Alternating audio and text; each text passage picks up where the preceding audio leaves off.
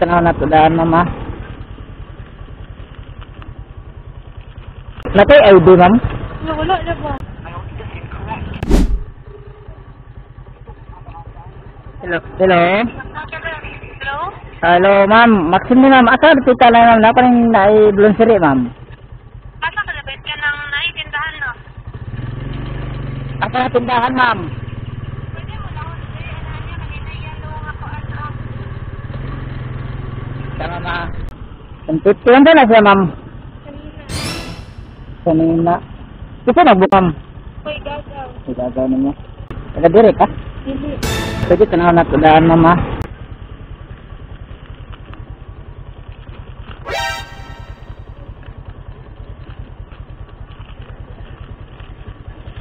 Natay ID ma'am? Wala na ba? Magpa-picture maganda sa meet up lang. Nanglag ID. Kasi mong ID diha. Para ma-kuanat ko. Sa meet up. Policy maganda sa meet up. Kinanglang gid sa kuan.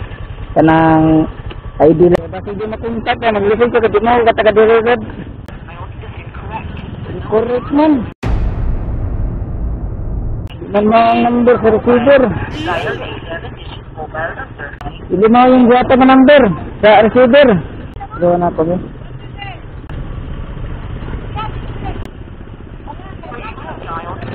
Incorrect na number gata sa receiver. Ano yung number mong gata sa receiver man? Dili kan, incorrect sa nam. Dili kan sana ka ng di mo ang number. Ako? Naki 05 sir? Karang 0905. Akong gitawagan. Is incorrect man siya. Sige siya. Ako magkikatan.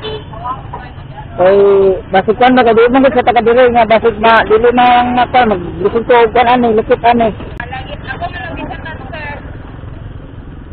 Magulat ko ma'am sa contact number na tawagan ako daan. Sige sige. Ito mama kay tawagan ako daan workshop ani. Ang doon mas kaman na ng kwan may tapit up.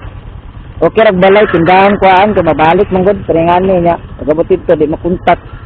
Maglisod mo ani ang kusaon na mo ni ahanan mo ni hatod. Nagdang ka sana di kan dia di lubong. Nagduaw mo. Hello. Hello ma'am, kanang aware ka sa cellphone manawag lang ko inig ay nagabot ka diya sa lapasan mama. Yeah? Manawag lang ko balik ma'am inigabot sa lapasan ma'am kay napick-up na ako ng mga item. Saan na nga item mo ma'am? Sinina ra na kay. Sige sige. Sa cellphone daw sa lapasan sige.